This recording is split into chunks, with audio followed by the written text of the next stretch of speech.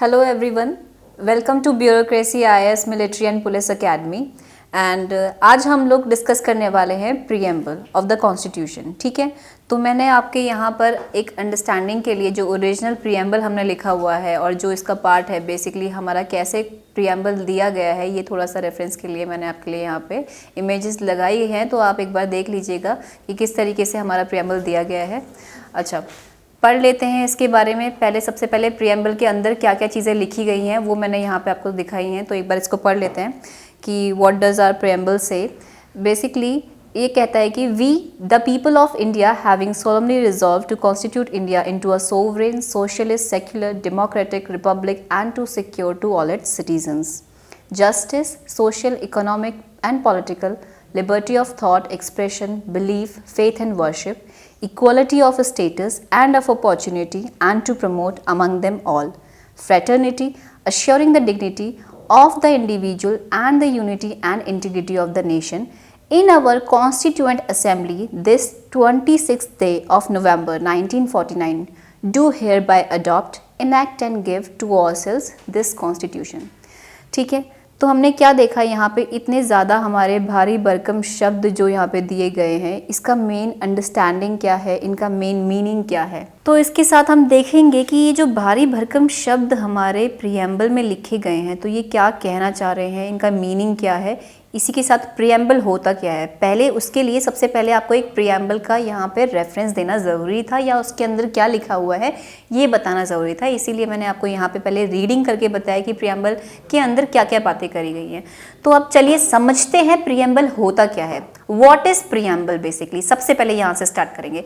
क्या है preamble? Preamble एक इंट्रोडक्शन है, या फिर हम कह सकते हैं एक प्रीफेस है। जब हम किसी भी बुक को खोलते हैं, तो हम कोई भी बुक अगर पढ़ते हैं तो उसमें कहीं ना कहीं ये बताया जाता है कि इस बुक में क्या चीज़ें हमें पढ़ने को मिलेंगी। ठीक है, तो वही संविधान के अंदर, अगर आपने इससे पहले वाला वीडियो देखा होगा तो मैंने आपको बताया था कि यहाँ पर हमने एक ऑब्जेक्टिव रिजोल्यूशन पास करवाया था कॉन्स्टिट्यूएंट असेंबली द्वारा। ठीक है जी, तो जब ये ऑब्जेक्टिव रिजोल्यूशन पास करवाया था, किसने पास करवाया था ये आप बताएंगे मुझे यहाँ पर कि ये किसने पास करवाया था। कमेंट सेक्शन में लिखिएगा कि ऑब्जेक्टिव रिजोल्यूशन कौन लेकर के आया था और कौन से ईयर में लेकर के आया था। ठीक है, तो उसी के ऊपर बेस्ड हमने यहाँ पर, क्योंकि ये हमने ऑब्जेक्टिव रिजोल्यूशन मतलब क्या है, कोई भी चीज़ अगर हम करते हैं तो उसका मेन ऑब्जेक्टिव सेट करते हैं ना, कि हम किस वजह से ये करना चाह रहे हैं, इसका क्या उद्देश्य रहेगा करने का। ठीक है, तो वही हमने यहाँ पे ऑब्जेक्टिव्स रखे हैं कि हम अपना संविधान बना रहे हैं, तो उनके अंदर हम क्या क्या बातें देना चाहते हैं, हम अपने लोगों के लिए, सिटीजन्स के लिए इसके अंदर कॉन्स्टिट्यूशन में कैसे उसको बनाना चाहते हैं, क्या मेन मुद्दों पे हम यहाँ पे लिखना चाहते हैं या काम करना चाहते हैं। तो इसी वजह से प्रीएम्बल जो लिखा हुआ है उसके अंदर ये सारा का सारा इंट्रोडक्शन वाला पार्ट है या प्रीफेस है, जो हमारे संविधान के बारे में बताएगा या कीवर्ड्स देगा। ये क्या करता है, it explains the documents philosophy and objectives, यानी कि जो हमारा संविधान है, कॉन्स्टिट्यूशन है, उसकी फिलॉसफी क्या रहेगी, उसका फ्रेमवर्क क्या रहेगा, ढांचा क्या रहेगा, किस बेसिस पे हम लोग किन कीवर्ड्स के ऊपर हम काम करने वाले हैं, वो सारा का सारा एक प्रीएम्बल हमें शॉर्ट में, ब्रीफ में हमें समझाता है। आई होप आपको समझ में आ गया होगा कि प्रीएम्बल है क्या, क्योंकि बहुत सारे लोगों को पहले समझ में ही नहीं आता है कि प्रीएम्बल है क्या। ठीक है, तो हमने क्या समझा, प्रीएम्बल क्या है कि एक इंट्रोडक्शन वाला पार्ट है जिसमें हमने हमारे जो ऑब्जेक्टिव्स हैं, संविधान के अंदर जो चीज़ें लिखी गई हैं, उनको बहुत ही संक्षिप्त रूप में हमने यहाँ पे समझाया है या बताया गया है। ठीक है, in a constitution it presents the intention of its framers the history behind its creation and the core values and principles of the nation, कि हमारी क्या core values हैं, क्या principles हैं, किस चीज़ों पे हम यहाँ पे काम करना चाहते हैं, हमारी इंटेंशन क्या है, हम अपने संविधान के अंदर अपने नागरिकों को क्या क्या चीज़ें देना चाहते हैं, हमारा गवर्नमेंट कैसे वर्क करेगा, हमारा क्या मूल ढांचा रहेगा, उन सब के यहाँ पे जो कीवर्ड्स हैं वो हमने प्रीएम्बल में लिखे हुए हैं। अच्छा, वेरी इंपॉर्टेंट चीज़, यहाँ से डायरेक्ट क्वेश्चन आपको देखने को मिलता है। हर आपका अगर यूपीएससी के लेवल के एग्जाम्स अगर आप देंगे तो उसमें आपको डायरेक्ट क्वेश्चन देखने को मिलेगा कि ये क्या कहता है, प्रीएम्बल क्या रिवील करता है। प्रीएम्बल इन 4 चीज़ों को रिवील करता है। प्लीज़ ध्यान देंगे कि सोर्स ऑफ द कॉन्स्टिट्यूशन, क्योंकि हमने जब पढ़ा था, याद करेंगे कि पीछे हमने क्या पढ़ा था, यहाँ पे स्टार्टिंग में ही हमने देखा हुआ है, क्या लिखा हुआ है देखिए, we the people of India, यानी कि हम भारत के लोग। तो हम भारत के लोग, भारत को एक संपूर्ण, हम आगे पढ़ेंगे उसको, जो हिंदी में भी इसका वर्जन देखिएगा, बहुत ही सुंदर शब्दों में हिंदी में भी ये समझाया हुआ है, लिखा हुआ है। तो ये जो कहता है सोर्स ऑफ द पीपल, तो स्टार्टिंग हमने कहाँ से करी है? वी से, we the people of India से। तो ये कहता है कि जो हम शक्ति ले रहे हैं, यानी कि जो संविधान जो शक्ति ले रहा है लिखने की, वो कहाँ से मिली हुई है? वो किससे प्रेरित है? भारत के लोगों से प्रेरित है। यानी कि भारत हमें शक्ति देता है, यानी कि वहाँ के लोग हमें शक्ति देते हैं, या वो हमारा सोर्स है पावर का। ठीक है, पावर ऑफ द सोर्स जो है, सोर्स ऑफ द पावर जो है, वो बेसिकली हमारा लोग हैं, भारत के लोग हैं। ठीक है, यानी कि वो कोई गवर्नमेंट नहीं है, वो कोई आप कह सकते हैं लेजिस्लेटिव बॉडी नहीं है, एग्जीक्यूटिव बॉडी नहीं है, वो क्या है आपका, इनफैक्ट कॉन्स्टिट्यूशन भी नहीं है अपने आप में। वो जो सोर्स ऑफ पावर है वो क्या है? हमारा भारत के लोग हैं, हम वहां से इसको पावर देते हैं। फिर बोलता है कि दूसरी चीज बताता है कि nature of Indian polity, Indian polity का नेचर कैसा रहेगा, हमारे अंदर कौन कौन सी चीजें रहेंगी। For example nature of polity से क्या समझते हैं कि वो सोवरेनिटी के ऊपर काम करेगा। ठीक है, यानी कि हम डोमिनियन नहीं हैं, हम अपने आप में क्या हैं? एक सोवरेन पावर है। We are free to take our decisions and no other foreign country can dominate us. This is the meaning of sovereignty. तो sovereign है हमारी, socialist है। However ये हमने बाद में ऐड करा है, लेकिन समझते हैं सोशलिस्ट मतलब यहाँ पे हम लोग वेलफेयर ऑफ द पीपल के लिए काम करेंगे, लोगों के कल्याण के लिए, यानी कि डिस्ट्रीब्यूशन ऑफ वेल्थ के ऊपर काम किया जाएगा। तो सोशलिस्ट यहाँ पे हम वर्क करते हैं। सेक्युलर हमारी यहाँ पे पॉलिटी रहेगी, यानी कि हम क्या हैं? धर्म निरपेक्ष हैं। हम यहाँ पे ये नहीं बोलेंगे कि नेशन का कोई धर्म है, यानी कि नेशन की नज़रों में, गवर्नमेंट की नज़रों में सारे धर्म जो हैं वो कैसे रहेंगे? इक्वल रहेंगे। ये हमें बात बताता है सेक्युलरिज्म से। ठीक है, बाद में जब हम देखेंगे तो उसको समझेंगे कि यहाँ पे पॉजिटिव कॉनोटेशन और नेगेटिव कॉनोटेशन क्या होता है। फिर हम बात करेंगे डेमोक्रेटिक है, यानी कि लोकतांत्रिक है, यानी कि शक्ति किसके पास है? लोगों के पास है। उसके बाद हमने बोला ये रिपब्लिक है, एक गणराज्य है, यानी कि यहाँ पे मोनार्की नहीं है, यहाँ पे लोग जो चुने गए हैं, यानी कि जो हेड ऑफ द स्टेट है। प्लीज डू अंडरस्टैंड इट कि जो हेड ऑफ द स्टेट है, हेड ऑफ स्टेट क्या है यहाँ पे ध्यान रखेंगे। देखिए दो चीज़ें होती हैं, आने वाली वीडियोस में भी मैं आपको समझाऊंगी। दो चीज़ें होती हैं, एक होता है हेड ऑफ स्टेट और एक होता है हेड ऑफ गवर्नमेंट। तो हेड ऑफ स्टेट का जो पोजीशन है वो यहाँ पे किसके लिए होता है? प्रेसिडेंट के लिए होता है, ध्यान रखेंगे। तो प्रेसिडेंट के लिए होता है, तो समझने वाली बात है कि जो प्रेसिडेंट है वो इलेक्टेड प्रेसिडेंट है, यानी कि वो कैसे नहीं है? राजवंश नहीं है, वो कैसे हैं? एक इलेक्टेड है, निर्वाचित है, इसीलिए क्या है वो आपका रिपब्लिक पॉलिटी के अंदर आते हैं। ठीक है, तो these are the main features, यानी कि कह सकते हैं इंडियन पॉलिटी के अंदर आते हैं। फिर बताता है कि स्टेटमेंट ऑफ इट्स ऑब्जेक्टिव, हमारा उद्देश्य क्या है, जो हम जिसकी वजह से हमने ये लेकर के आया था। ठीक है, the most important thing is कि हमारा ऑब्जेक्टिव ये समझाता है। तो हमारा ऑब्जेक्टिव क्या है कि लोगों को हम क्या प्रोवाइड करवाएंगे? जस्टिस, न्याय प्रोवाइड करवाएंगे, लिबर्टी प्रोवाइड करवाएंगे, इक्वालिटी प्रोवाइड करवाएंगे एंड फ्रेटर्निटी प्रोवाइड करवाएंगे। ठीक है, ये हम लोग ने कहाँ से, आप कह सकते हैं कि आपके फ्रेंच रिवॉल्यूशन या अमेरिकन रिवॉल्यूशन से हमने ये सब चीज़ें इंस्पायर्ड होकर के चीज़ें यहाँ से ली हुई हैं। तो हमारे ऑब्जेक्टिव क्या थे कि न्याय होना चाहिए, स्वतंत्रता होनी चाहिए, समानता होनी चाहिए और भाईचारा होना चाहिए। तो इन बातों पे हमने ये क्या बनाया हुआ है, अपना एक ऑब्जेक्टिव सेट करा हुआ है कि ये चीज़ें हमारे अपने संविधान के एक मूल ढांचे के स्वरूप में उनके अंदर लिखी होनी चाहिए और ये चीज़ें हम अपने सिटीजन्स को देने वाले हैं। Next point is date of adoption कब है इसका? Date of adoption very important की इसका 26 नवंबर 1949। बहुत बार ही क्वेश्चन आता है, बच्चे कंफ्यूज भी होते हैं क्योंकि हमने इसको अप्लाई करवाया था कब? आपका हमने एक डेट चुनी गई है। कौन सी डेट चुनी गई है? हमारा रिपब्लिक डे कब मनाते हैं हम? 26 जनवरी को मनाते हैं, क्योंकि उस दिन हमने यहाँ पे पूर्ण स्वराज की बात करी थी। इसी वजह से हमने 26 जनवरी को अपना एक रिपब्लिक डे बनाने की बात करी थी और इसी दिन हमने यहाँ पे संविधान को अपने पूर्ण स्वरूप से इसको अपनाने की या लागू करवाने की बात करी थी। लेकिन ध्यान रखने वाली बात यह है कि 26 नवंबर 1949 को ये कंप्लीट होकर के हमने इसको अडॉप्ट कर लिया था, यानी कि कुछ फीचर्स जो है वो ऑटोमेटिकली बाय डिफ़ॉल्ट हमारे इसी दिन से लागू हो गए थे। कुछ आर्टिकल्स जो हैं संविधान के वो इसी दिन से लागू हो गए थे। तो ये हमारी एक डेट ऑफ अडॉप्शन भी बताता है, ठीक है ना। आगे देख लेते हैं, कुछ फैक्ट्स हैं जो प्रियम्बल से रिलेटेड हैं। क्या कहता है समझते हैं इसको बहुत जल्दी से, कि preamble is based on the objective resolution. मैंने इतनी बार ये रिपीट कर दिया है, आई होप अब तो आपको बिल्कुल ये रट गया होगा कि ऑब्जेक्टिव रिजोल्यूशन जो है वो, और मैंने आपसे पिछले वाली स्लाइड में बोला था, अब तो आप यहाँ पे आप देख सकते हैं कि किसके द्वारा लेकर के आए थे ये ड्राफ्ट और मूव करा गया था किसके द्वारा, हम बोल सकते हैं पंडित जवाहरलाल नेहरू जी के द्वारा। और ये उन्होंने कहाँ से लिया हुआ है, इंस्पायर्ड होकर के अमेरिकन कॉन्स्टिट्यूशन से। हम एक बार कह सकते हैं कि उन्होंने ये वहां से इंस्पायर होकर के ऑब्जेक्टिव रिजोल्यूशन लिया गया है और इसे एज अ प्रियम्बल जोड़ा गया है। In fact America was the first country जिसने प्रियम्बल लिखा था, ठीक है। तो it has been amended, very important चीज़ ध्यान रखेंगे, it has been amended only once by 42nd amendment act, constitution amendment act of 1976। Very important, इसको हम मिनी कॉन्स्टिट्यूशन भी बोलते हैं क्योंकि 42nd अमेंडमेंट द्वारा हमने बहुत सारे प्रावधानों में चेंजेस लेकर के आए थे। तो यहाँ पे 3 नए वर्ड्स ऐड करे थे। इसके लिए आपके लिए मैं एक यहाँ पे एक आपको निमोनिक या एक्रोनिम दे सकती हूँ जिसके आप SSI करके याद कर लेंगे, ठीक है। SSI was added in 42nd, यानी कि 42 साल में आप SSI बने, ऐसे करके आप याद कर सकते हैं कि एक आदमी है वो 42 साल में SSI बना, ठीक है। लॉजिक मत ढूंढिएगा इस बात पे, सिर्फ एक याद करने के लिए आपके लिए पास एक ये स्टेटमेंट आप रख सकते हैं।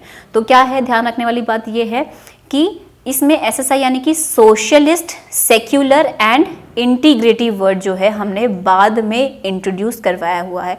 हाउएवर हम समझेंगे कि ये जो सोशलिस्ट वर्ड है, आप कह सकते हैं कि हमने जब यहाँ पे ग्लोबलाइजेशन, प्राइवेटाइजेशन यानी कि LPG की जब हम बात करते हैं, लिबरलाइजेशन हमने जब ऐड करवाया है, ये चीज़ें जब हमने 1991 के इकोनॉमिक रिफॉर्म्स के बाद हमने ये चीज़ें ऐड करवाई थी, तो वहाँ से ये थोड़ा सा सोशलिस्ट करैक्टर जो है वो थोड़ा सा फेड होता हुआ आया है। और दूसरी बात, हमारी इकोनॉमी जो है वो मिक्स्ड इकोनॉमी है, लेकिन however we are shifting towards more privatisation. तो इस वजह से आप कह सकते हैं कि ये जो सोशलिस्ट फैक्टर है वो थोड़ा थोड़ा धीरे धीरे हमारा क्या है, फेड होते जा रहा है। लेकिन फिर भी हमारे, हम कह सकते हैं कि यहाँ पे हमारी अभी भी, आपने देखा होगा कोरोना टाइम्स में भी हमारी सरकार ने बहुत सारे वेलफेयर स्कीम्स लेकर के आया था। तो वेलफेयर स्कीम्स जो है वो सोशलिस्ट फैक्टर को ही दिखाता है कि गवर्नमेंट की रिस्पॉन्सिबिलिटी है कि वो यहाँ पे वेल्थ की डिस्ट्रीब्यूशन को क्या करे, एक बैलेंस करके रखे, और जो यहाँ पे सबसे ज़्यादा वल्नरेबल सेक्शंस हैं उनके लिए यहाँ पे प्रोवाइड करवाए फैसिलिटीज़, और उनके लिए यहाँ के अपलिफ्टमेंट के लिए वर्क करे, ठीक है। उसके बाद हम देखेंगे सेक्युलर बेसिकली, हाउएवर ये आप कह सकते हैं कि एक्सप्लिसिटली आपका कहीं पे लिखा नहीं था इससे पहले, लेकिन क्योंकि हमारे आर्टिकल आप कह सकते हैं 25 से लेकर के 28 जो है राइट टू रिलीजन के अंदर अगर हम बात करते हैं तो वहां पर दिए हुए हैं, तो हम एक सेक्युलर स्टेट हैं, ठीक है। लेकिन क्योंकि वो चीज़ इम्प्लिसिट थी तो हमने यहाँ पे 42nd एक्ट द्वारा यहाँ पे जोड़ी गई और इसको साफ साफ शब्दों में सेक्युलर वर्ड ऐड किया गया, ठीक है। उसके बाद हमारी इंटीग्रिटी, यानी कि हम क्या हैं, एक अखंड भारत की हम जो प्रेरणा करते हैं, तो ये वर्ड हमने यहाँ पे जोड़े गए हैं जिससे हम अपना एक विजन दिखाते हैं, ठीक है ना। तो ये ध्यान रखेंगे। अच्छा, एक चीज़ और मैंने आपको यहाँ पे बताई कि ये अभी तक सिर्फ एक बार ही अमेंड किया गया है, बहुत इंपॉर्टेंट है, याद कर लेंगे इसको। And it reflects the dreams and aspirations of the founding fathers of the constitutions, की किन मुद्दों पे बेसिकली हमने कॉन्स्टिट्यूशन लिखा हुआ है, हमारी मेन क्या हमारी सोच थी वो उनकी रिफ्लेक्ट करती है। In the words of KM Munshi हम यहाँ पे एक फैक्चुअल चीज़ें जान लेंगे कि प्रियम्बल जो था, KM मुंशी जो थे, आपको याद होगा ड्राफ्टिंग कमेटी के मेंबर रहे हैं, तो इनको बोलते हैं कि ये बोलते हैं कि जो प्रियम्बल है वो एक हॉरोस्कोप है अवर सोवरेन डेमोक्रेटिक रिपब्लिक, ठीक है। उनके वर्ड्स में प्रियम्बल को कुछ उन्होंने इस तरीके से डिफाइन कराया, that preamble is the horoscope of our sovereign democratic Republic.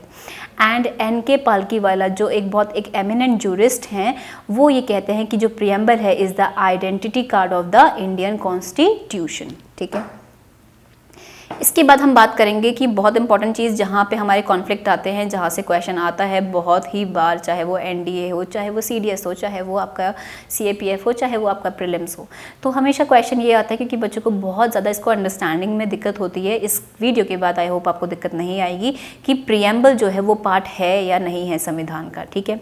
अब क्योंकि इस पार्ट है नहीं है संविधान का, ये पता चलने के बाद ही हम यहाँ पे जो हमने ये आप कह सकते हैं 42nd अमेंडमेंट एक्ट द्वारा जो हमने इसको क्या करा हुआ है, एक बार जो इसको अमेंड करा हुआ था वहीं से ये क्वेश्चन उठा हुआ था, ठीक है ना। तो सबसे पहले हम बात करेंगे, एक बेरोबेरी केस हमें देखने को मिलता है 1960 का। तो उसमें कॉन्स्टिट्यूशन के लिए या आप कह सकते हैं सब ये प्रीएम्बल के लिए हमारे सुप्रीम कोर्ट ने वर्डिक्ट दिया था that it is not a part of the constitution, ये कॉन्स्टिट्यूशन का पार्ट नहीं है, इसीलिए ये एलिजिबल नहीं है कि इसमें क्या करा जाए, अमेंडमेंट करा जाए। फिर बाद में केशवानंद भारती केस जो कि एक लैंडमार्क जजमेंट माना जाता है, तो केशवानंद भारती केस में 1973 में इस वर्डिक्ट को सुप्रीम कोर्ट ने खुद ही यहाँ पे क्या कर दिया, ये बोला गया कि नहीं, जो हमने पहले जो वर्डिक्ट दिया था उसको रिजेक्ट करते हुए ये कहा कि नहीं, it held basically that preamble is a part of the constitution, और ये बोला गया कि जो प्रीएम्बल है वो कॉन्स्टिट्यूशन का पार्ट है। और इसी चीज़ को उन्होंने दोबारा अपहेल्ड किया in the LIC case of India 1995 में, और उन्होंने ये दोबारा चीज़ कही कि प्रीएम्बल जो है वो एक इंट्रीगल पार्ट है इंडियन कॉन्स्टिट्यूशन का। तो अगर आप अभी की बात करेंगे तो आप ये देखेंगे कि प्रीएम्बल जो है is the part of the Indian constitution, ठीक है। तो अगर क्वेश्चन आपसे आता है that preamble is a part of constitution और not, so yes it is the part of the Indian constitution, ठीक है ना। इसके बाद हम बात करेंगे यहाँ पे कुछ इससे रिलेटेड फैक्ट्स की भी। तो प्रीएम्बल जो है is neither a source, very important चीज़ है, please do understand this points, क्योंकि यहाँ से आपके बहुत सारे जो जितने भी डाउट्स है वो क्लियर हो जाएंगे। That preamble is neither a source of power nor a prohibition upon powers of legislature, यानी कि हम प्रीएम्बल से ना तो हम कोई भी आप कह सकते हैं किसी नियम कानून को बनाने की पावर लेते हैं, और ना ही ये किसी तरीके से लेजिस्लेचर को रोकता है कि आप कानून नियम बनाएंगे।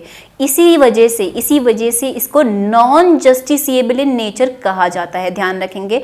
नॉन जस्टिसिएबल इन नेचर यानी कि इसके अगर इसमें दी गई हुई बातें हम फॉलो नहीं करवा रहे हैं तो you can not visit to the supreme court और द हाई कोर्ट, दैट यहाँ पर ये क्या कर रहा है, इसको आप फॉलो नहीं करवा पा रहे हैं, तो इट इज़ इसीलिए बोल सकते हैं कि ये नॉन जस्टिसिएबल इन नेचर है। And second thing is it can be amended subject to basic features of constitution. Please इसको, इस पॉइंट को बहुत अच्छे से क्लियर कर लेंगे। यहाँ पे कोई भी डाउट है तो आप मुझे कमेंट सेक्शन में लिख करके बताएंगे, लेकिन फिलहाल के लिए मुझे लगता है कि इसके बाद आपको कोई डाउट नहीं आएगा। इसको समझ लेंगे अच्छे से क्या कहना चाह रहा है कि हम इसको अमेंड कर सकते हैं, क्योंकि जब भी मैं बच्चों से क्वेश्चन पूछती हूँ तो वो यहाँ पे बहुत स्टक हो जाते हैं, पता नहीं क्यों, उन्हें क्लैरिटी नहीं है। तो समझेंगे कि it can be amended, right? Because it's a part, it's an integral part. ये सुप्रीम कोर्ट कह चुका है that it's an integral part of the constitution. Then it can be amended.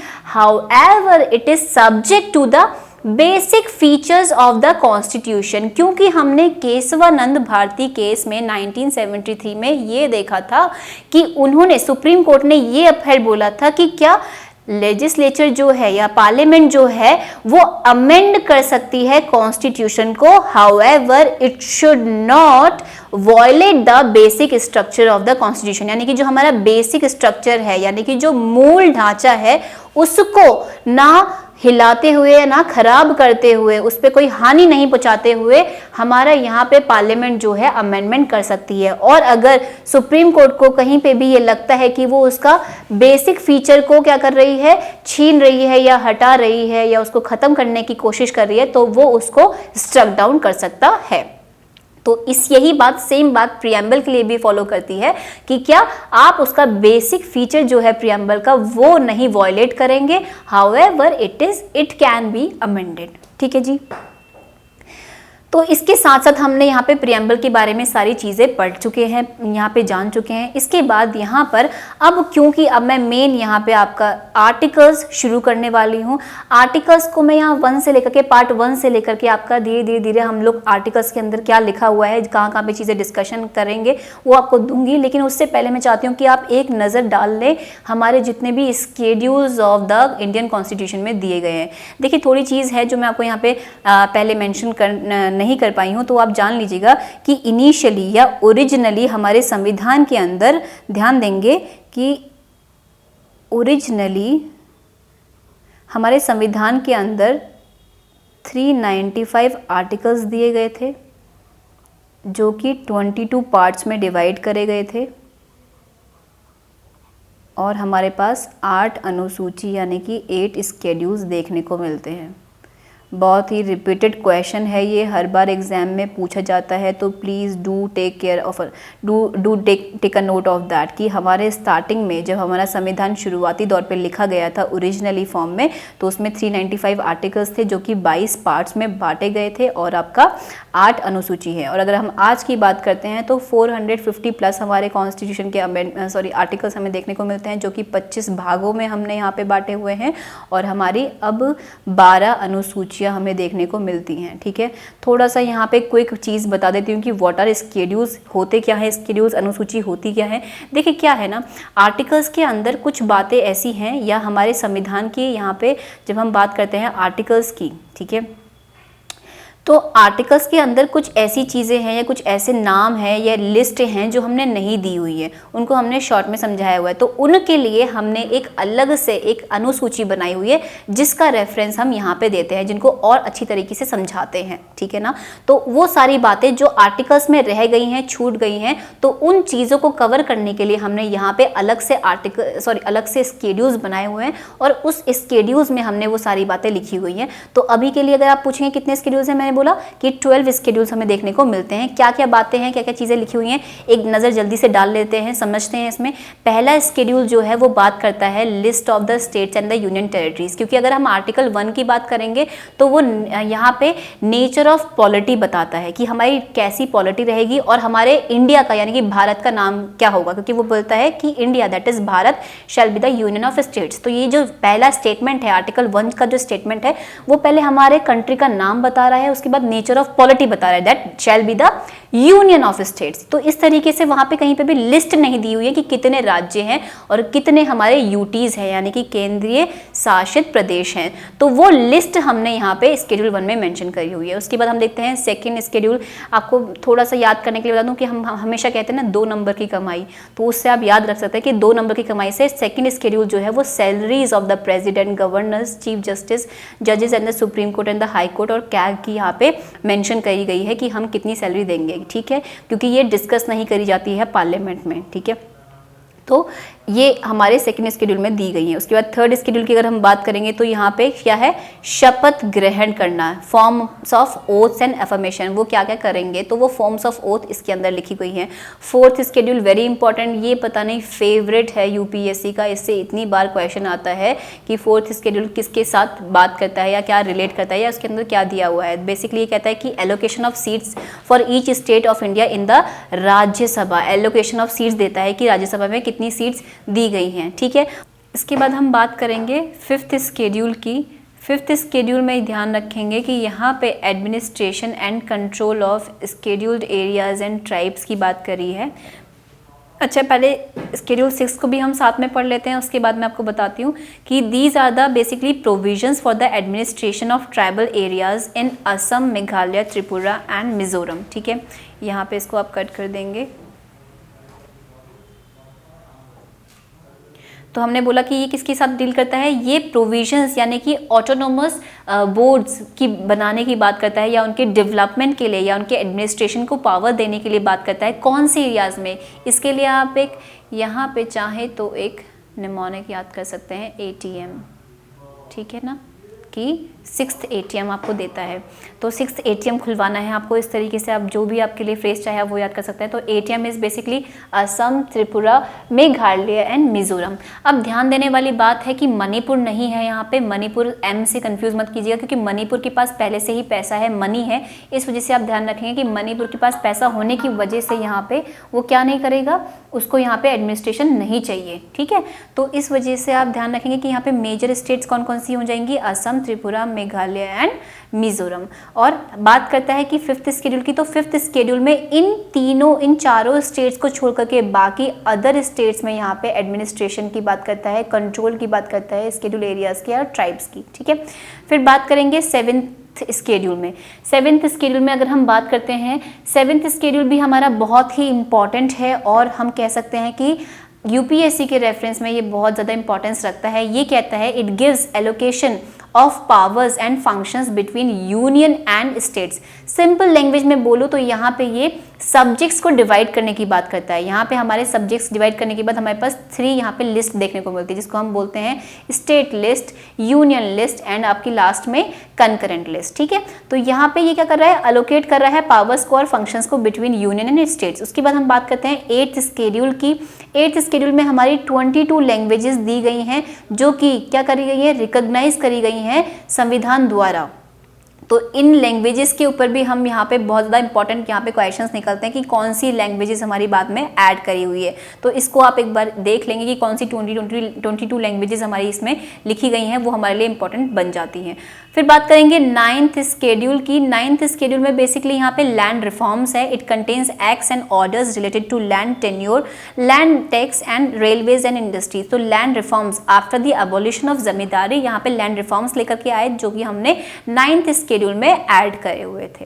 ठीक है ना। और ये भी बोला गया था, यहाँ पे ये भी बोला गया है, ध्यान दीजिएगा कि जो चीज़ें हमने यहाँ पे 9th शेड्यूल में ऐड करी गई हैं वो जुडिशियल रिव्यू से बाहर होती हैं। However after Kesavananda Bharati case 1973 में ये बोला गया है कि जो भी चीज़ यहाँ पर भी अगर हाउएवर यहाँ पे जुडिशियल रिव्यू नहीं करेंगे, लेकिन अगर कुछ ऐसी चीज़ें यहाँ पे मेंशन करी गई हैं जो बेसिक स्ट्रक्चर को वॉयलेट करेगा, तो यहाँ पे सुप्रीम कोर्ट जो है उसको स्ट्रक डाउन कर देगा, क्योंकि जुडिशियल रिव्यू भी अपने आप में एक क्या है, आप कह सकते हैं कि वो एक बेसिक स्ट्रक्चर का पार्ट है। ठीक है, फिर बात करेंगे 10th शेड्यूल की। 10th शेड्यूल के अंदर हम बात करेंगे कि it contains provisions of disqualification on grounds of defection, यानी कि अगर आप दल बदल करते हैं तो उसके अकॉर्डिंग आप यहाँ पे क्या कर जाएंगे, डिस्क्वालीफाई कर जाएंगे। ठीक है, तो ये जो चीज़ है वो आपके 10th शेड्यूल में दी गई है। And it was added by the 52nd amendment act.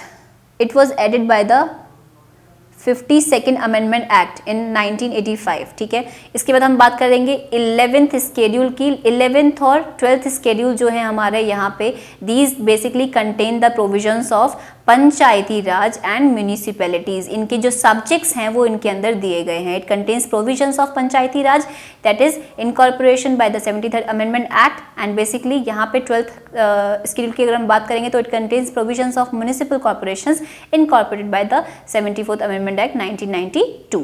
ठीक है, तो ये हमने यहाँ पे बात करी कुछ हमारे मेजर स्केड्यूल्स की, जो कि हमें ध्यान रखने हैं और अपने याद करने पड़ेंगे। ठीक है, इसके बाद हम बात कर लेंगे, यहाँ पे हम स्टार्ट कर देंगे अपना किसके बारे में, कॉन्स्टिट्यूशन के बारे में। अब हमें कॉन्स्टिट्यूशन पढ़ना है। तो मैंने आपको जैसे बताया कि कॉन्स्टिट्यूशन कितने पार्ट्स में डिवाइड है।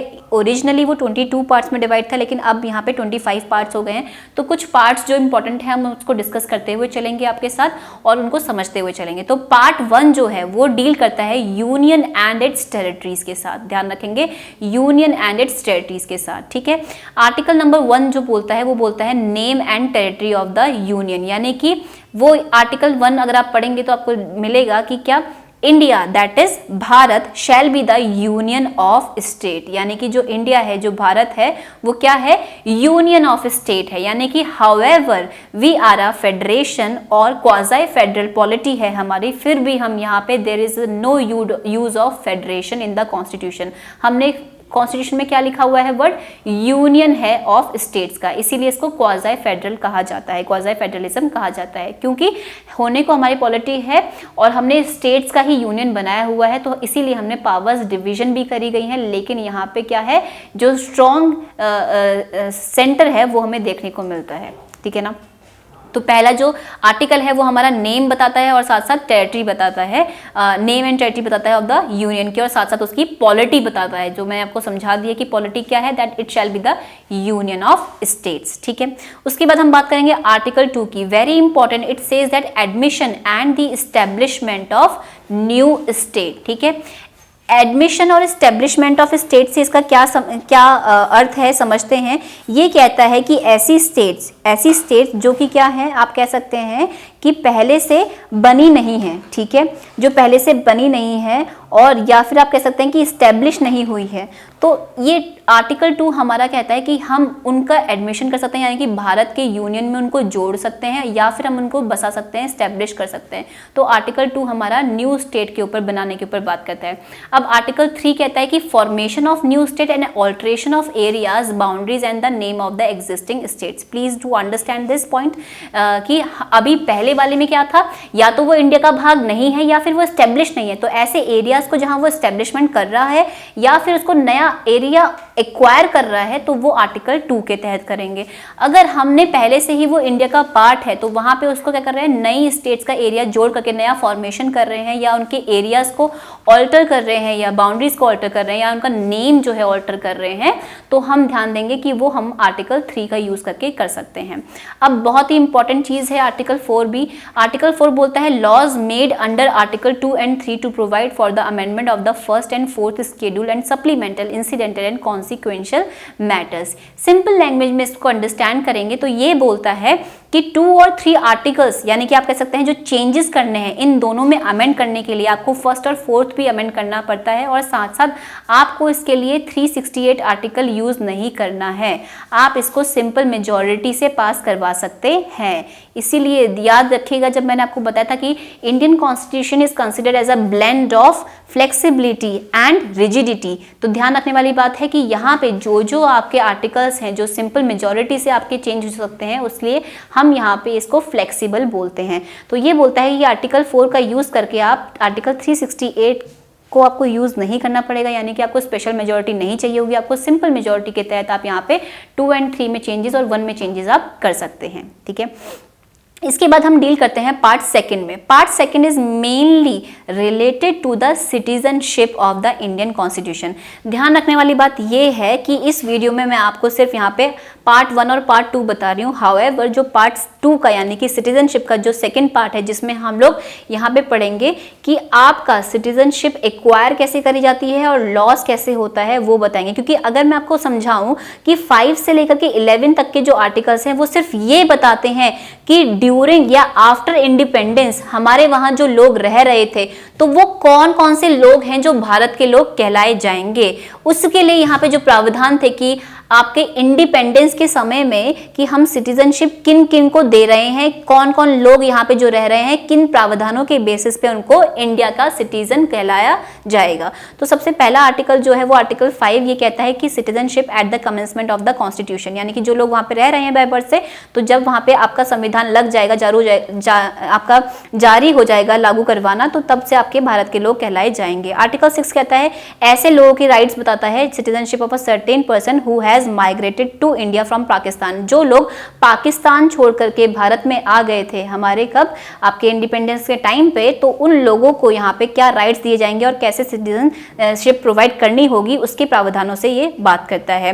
फिर आर्टिकल 7 में ये बोलता है कि rights of citizenship of certain migrants to Pakistan. अब यहाँ पे ध्यान देने वाली बात है कि कुछ लोग जो पाकिस्तान चले गए, उनको यहाँ पे 2 बातें कहता है कि कुछ लोग जो पाकिस्तान चले गए इंडिया से, उनकी सिटीजनशिप नहीं दी जाएगी, वो उनकी सिटीजनशिप हम यहाँ पे क्या करेंगे, रद्द कर देंगे। लेकिन वो पाकिस्तान जाने के बाद दोबारा से माइग्रेट करते हैं इंडिया में, यानी कि वापस इंडिया में आते हैं, तो उनके क्या राइट्स होंगे और वो दोबारा से कैसे इंडियन सिटीजनशिप एक्वायर कर सकते हैं, उसके बारे में आर्टिकल 7 हमें बताता है।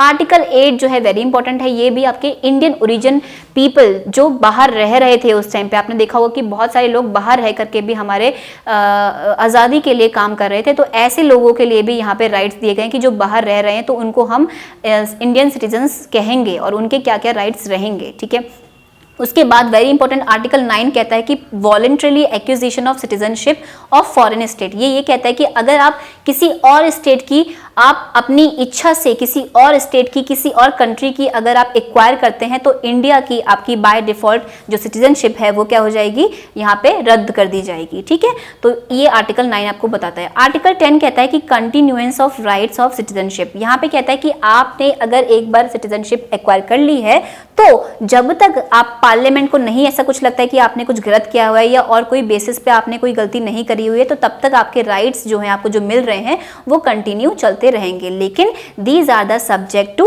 Matters related to the parliament. ठीक है, जो पार्लियामेंट को अगर समय समय पर लगेगा कि कुछ ऐसी चीजें हैं, चेंजेस होने चाहिए, आपने कुछ गलती करी है, तो उस पर वो आपसे छीन भी सकती है। लेकिन जब तक ऐसा कुछ नहीं होता तो आपकी हमेशा जो सिटीजनशिप है वो कंटिन्यू रहेगी और उसके तहत जो भी आपको राइट्स मिले हैं वो चलते रहेंगे। फिर आर्टिकल 11 कहता है कि parliament to regulate the right of citizenship by law. Very important thing, ये ध्यान रखेंगे कि आर्टिकल 11 कहता है कि पार्लियामेंट जो है वो रेगुलेट करेगा कि हमें सिटीजनशिप कैसे देनी है बाय लॉ, यानी कि यहाँ पे वो एक कानून लेकर के आएगा, एक लॉ लेकर के आएगा, नियम लेकर के आएगा कि आने वाले टाइम पे लोग कैसे सिटीजनशिप को एक्वायर करेंगे या फिर उनकी सिटीजनशिप को रद्द किया जाएगा, यानी कि लॉस ऑफ सिटीजनशिप देखने को मिलेगा।